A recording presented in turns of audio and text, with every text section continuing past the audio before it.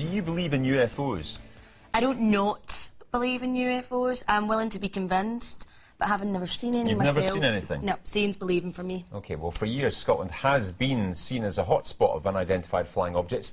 A new book brings together some of the most amazing, remarkable sightings. With us now, the author Malcolm Robinson, alongside Brian McMullen, who was a sceptic until he had his own encounter. Welcome to you both. Malcolm, you too, you've written this book, but you didn't believe at the beginning, did you? That's correct. I was an ardent sceptic. I really didn't think there were any validity to these tales of machines flying about the Scottish skies. But it's like anything else in life. Once you physically get involved in investigating these subjects, then you come off the fence.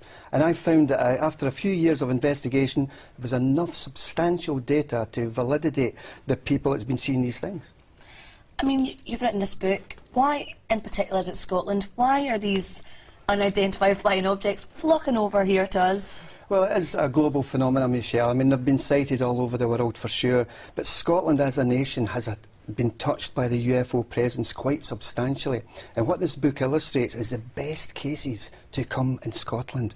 Low-level, close proximity sightings, sightings above rooftops, you can almost throw a stone at. And these have been investigated, and I've checked with the police, the airports, the Met Office, the Ministry of Defence, to try and find out if there are any rational explanations to account for these sightings. Because 9 times out of 10, you can explain these sightings. As much as 95% of all UFO reports can easily be explained away. But it's that 5%. The 5% is so puzzling to myself and my colleagues all over the world. Brian, you've had your own experience. Share it with us. Yes, well, I joined Malcolm's group in the mid-80s, and we started doing like sky watches and things like that.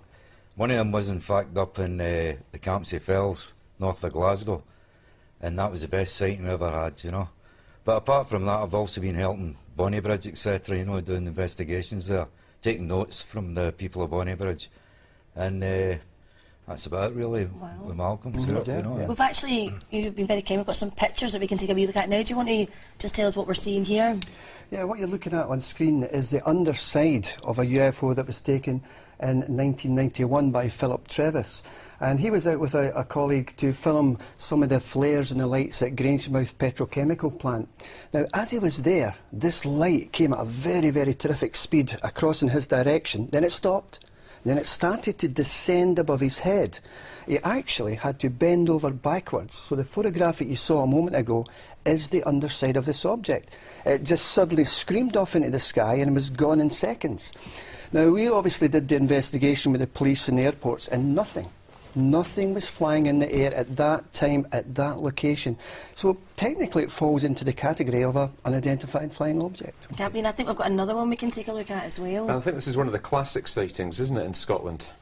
Again, this is another one. This was taken in 1994 at Craigluscar Reservoir by a chap called Ian McPherson. And he was there to take some photographs of the reservoir, and he became aware of this humming sound. Initially he thought it was the electricity pylons nearby, and he went, well, what is that? And he turned round and he was absolutely amazed to see this disc-shaped object in the sky. And he had a camera, and for moments he couldn't take the photograph, and he just suddenly realised, I've got to take this photograph. And he did, and it just, again, the top part, as you saw in the photograph, it was taller.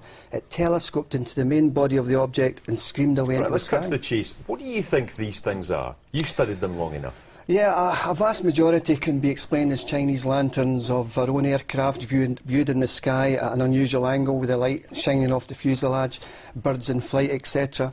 It could be that some of these sightings are our own black budget technology, because the stealth aircraft flew in America for 10 years before the American military machine put their hands up and said it was ours. And that gave rise to a lot of false UFO reports. There's something quite exciting happening at the moment, isn't there, for Scotland in terms of the movie industry?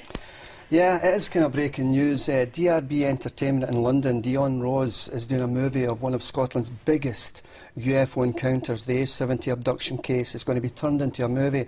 And I'm ever so pleased that that's going to happen for the Scottish public to realise that they have a recognisable phenomena in their own backyard. And it's something, we may laugh and joke about this subject, but there is something very, very real, very mysterious ongoing in the skies. Right, Brian, if someone's watching this at home and they're very sceptical and they say, I've never seen anything, this sounds like a load of old rubbish, look straight down that camera there and tell them, why should they believe? Well, basically we're getting reports constantly. We're getting people, you know, phoning us, writing to us, emailing, all the rest. It is happening out there to people, you know. They don't know what it is. A lot of times it could be the stars, the planets, or any. We realise that. But at the same time, for every 100 that come in, there might be about 5. They'll be very interesting. Wow. So keep reporting them and report them to the police and things like that. Not necessarily jumping on any bandwagon by getting yourself in newspapers, etc. But certainly try and find out what you saw. And if it's you know, genuine. if it's genuine. Keep an open mind, Malcolm, yeah? Absolutely, you've got to keep that open mind. When John Major was in power, we petitioned John Major by the signatures from the people of Bonnybridge for the British government to come to Bonnybridge and open up a government inquiry. And it fell on deaf ears, sadly, because we got a tired old statement back from Whitehall was, as these objects do not constitute a threat to the defence of the United Kingdom, the British government will not seek to open up an investigation. We did that with Tony Blair as well, but it fell on deaf ears. You might be able to try another Prime Minister in a few months' time, you never know. Well, there are. Malcolm, your book's in the shops just now, UOFO Case Files of Scotland. Thank you very much indeed for coming. Thank you very much, Stephen. Right. And Michelle. Thank you very much.